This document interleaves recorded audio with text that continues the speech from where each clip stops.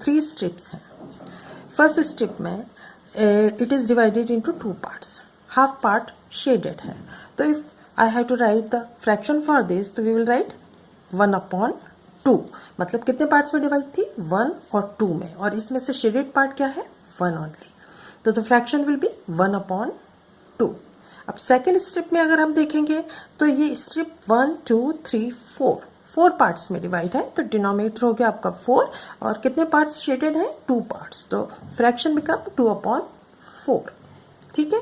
Third strip में अगर हम देखेंगे तो 1 2 3 4 5 6 7 8, तो डिनोमिनेटर आपका हो गया 8 because this is divided into 8 parts and how many parts are shaded, 4 parts. तो बट यू कैन सी कि the area, the size of the strip that is shaded is equal. एक पार्ट में divide है, चाहे 2 में है या 4 में है, but the area is same. मतलब कि ये तीनों जो फ्रैक्शन हैं इनकी वैल्यू तो सेम है, क्योंकि डायग्राम के थ्रू वी कैन सी कि वैल्यू इनकी सेम दिख रही है हमको। तो ये सारे फ्रैक्शन जो हैं 1/2 इक्वल टू 2/4 इक्वल टू 4/8। तो ये सारे फ्रैक्शंस क्या हैं, इक्वल हैं। इन्हीं को हम बोलते हैं इक्विवेलेंट फ्रैक्शन, क्योंकि इस फ्रैक्शन को अगर हम रिड्यूस करेंगे, लोएस्ट फॉर्म में लाएंगे, जैसे इसको लाते हैं तो 2 1 जा 2, 2 2 जा 4, फिर से आ गया, ये क्या हो गया 1/2। इसको अगर हमने किया तो 4 1 जा 4, 4 2 जा 8, ये भी बन गया 1/2। तो ये सारे, इनका न्यूमरेटर और डिनोमिनेटर डिफरेंट भले ही दिख रहा है, लेकिन वैल्यू इन तीनों फ्रैक्शन की सेम है, इसीलिए इनको बोला जाता है इक्विवेलेंट फ्रैक्शंस। ठीक है। अब एग्जांपल और भी देखते हैं। हमारा क्वेश्चन है right the equivalent fractions of the following.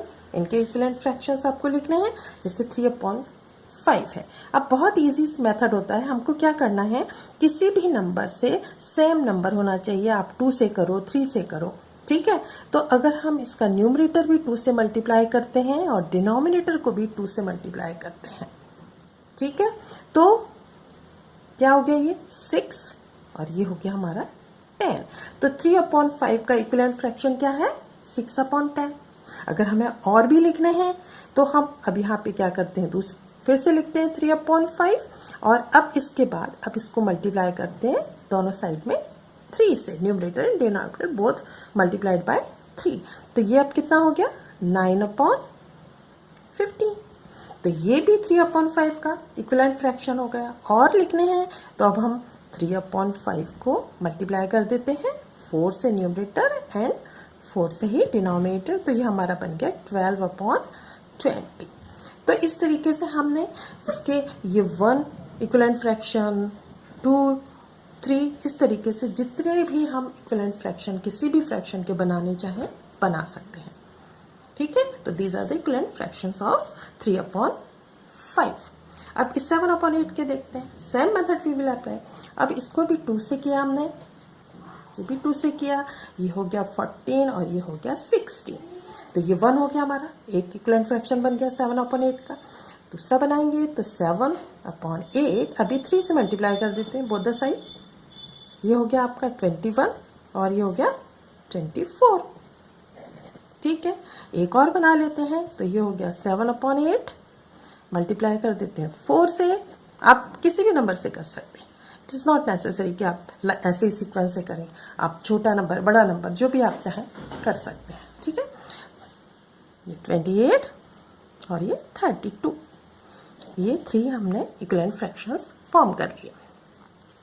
अब ये नंबर थोड़ा आपको बड़ा भी दिख रहा है ना, 12/16 आपको लग रहा है कि ये रिड्यूस फॉर्म में नहीं है, लोएस्ट फॉर्म में नहीं, इसको हम और लो कर सकते हैं, लोएस्ट फॉर्म में ला सकते हैं। तो यहाँ पे हम इसको डिवाइड भी कर सकते हैं, both the numbers are divisible by 2 because both numbers are even numbers. 2 से डिवाइड किया, क्या आ गया हमारा 6 और यहाँ क्या आ गया 8।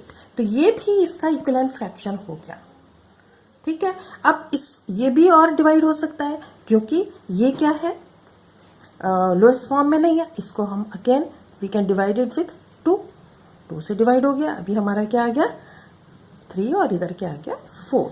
तो एक हमारा ये एक आ गया था इक्विवेलेंट फ्रैक्शन, 6/8 भी एक इक्विवेलेंट फ्रैक्शन आ गया था। अब हम चाहें तो इसको एक और बनाना चाहते हैं तो 12 को 2 से मल्टीप्लाई कर लो एंड 16 को भी 2 से मल्टीप्लाई कर लो, तो आपका आ गया 24 और ये आ गया आपका 32। ये आपके 3 मैंने इक्विवेलेंट फ्रैक्शन हमने बना लिए। तो इक्विवेलेंट फ्रैक्शन अगर लोएस्ट फॉर्म में नहीं है तो आप डिवाइड करके भी बना सकते हो, और अगर फ्रैक्शन लोएस्ट फॉर्म में है तो आपको मल्टीप्लाई करना है numerator and denominator with the same number. ठीक है, एक और एग्जांपल देख लेते हैं। अब both are even number, reduce form में नहीं है, हम इसमें डिवाइड करके भी एक बना सकते हैं। 2 से डिवाइड कर लिया, इसको भी 2 से डिवाइड कर लिया, ये बन गया हमारा 2 और ये हमारा बन गया 6।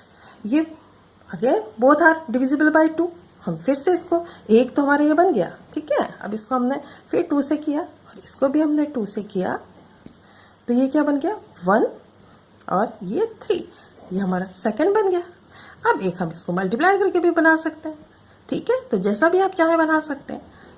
आपने इसको 2 से कर लेते हैं, चलो, है ना, और नीचे भी 2 से, तो ये हो गया 8/24, ये थर्ड बना लिए। तो इस तरीके से हमने 3 इक्विवेलेंट फ्रैक्शन बना लिए। आप एक और क्वेश्चन हम देखते हैं, इसमें right the equivalent fraction of 16/20 with numerator, इसमें 4 चाहिए हमको, ठीक है, ए पार्ट में। तो अभी हम करके देखते हैं। तो ये 16/20 है और इसका हमको इक्विवेलेंट फ्रैक्शन चाहिए न्यूमरेटर 4 के साथ में। तो हम यहाँ न्यूमरेटर 4 लिखते हैं और डिनोमिनेटर कितना होगा ये हमको पता करना है। अब इसका मतलब है 4 कब आएगा, 16 को किसी नंबर से डिवाइड करेंगे तो 4 आएगा, है ना। तो 16 को किससे डिवाइड किया, आपने 4 से डिवाइड किया तो 4 आ गया। तो इसका मतलब है 20 को भी 4 से डिवाइड करना पड़ेगा, तो आपका क्या आएगा 5। तो इसका न्यूमरेटर 4 के साथ 16/20 का इक्विवेलेंट फ्रैक्शन क्या हो गया 4/5, ठीक है। अब हमें इसी तरीके से 16/20 को डिनोमिनेटर विथ 25 देखना है, ठीक है। तो अब इसमें हम क्या करेंगे, ये 16/20 है और हम चाहते हैं इसका इक्विवेलेंट फ्रैक्शन जिसका कि आपका डिनोमिनेटर जो है वो चाहिए हमको 25, ठीक है। तो अभी हमने निकाल लिया था 4/5, इसका इक्विवेलेंट फ्रैक्शन था ना, इसका इक्विवेलेंट फ्रैक्शन क्या था 4/5, ऐसे भी लिख सकते हैं। अब हमें पता चल सकता है अगर ये 20 से यहाँ 25 हो गया तो 16 से ये क्या होना चाहिए, नहीं समझ आ रहा तो इसको देख लेंगे 4/5, ये 16/20 का इक्विवेलेंट फ्रैक्शन है।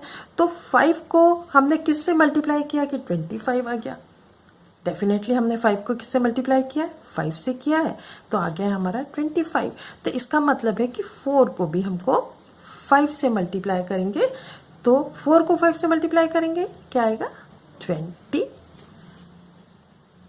तो इस तरीके से आप गिवन न्यूमरेटर या गिवन डिनोमिनेटर के लिए भी इक्विवेलेंट फ्रैक्शन फाइंड कर सकते हैं। अब एक ट्रिक आपको बताती हूँ जिसमें कि आप इक्विवेलेंट फ्रैक्शन बहुत आसानी से पता कर सकते हैं। जैसे कि हमें लिखना है 2/3, इसका इक्विवेलेंट फ्रैक्शन लिखना है। तो अब बहुत सारे लिखना है, 5, 6 जितने भी बोलती हैं आपको, ठीक है। तो आप क्या करेंगे, यहाँ पर 2 की टेबल लिखते जाइए, यहाँ पर 3 की टेबल लिखते जाइए। 2 2 2 जा 4, 2 3 जा 6, 2 4 जा 8, 2 5 जा 10, आगे जितने भी लिखना है 2 6 जा 12, ऐसे हमने पूरा लिख लिया 2 की टेबल। यहाँ पे हम 3 की लिखते जाएंगे, 3 2 जा 6, 3 3 जा 9, 3 4 जा 12, 3 5 जा 15, 3 6 जा 18। ये सारे इक्विवेलेंट फ्रैक्शन हो गए। ये सबसे इजी मेथड हो गया। अगर आपका लोएस्ट फॉर्म में कोई फ्रैक्शन है जिसका आपको लिखना है इक्विवेलेंट फ्रैक्शन, तो you can follow this method. Thank you.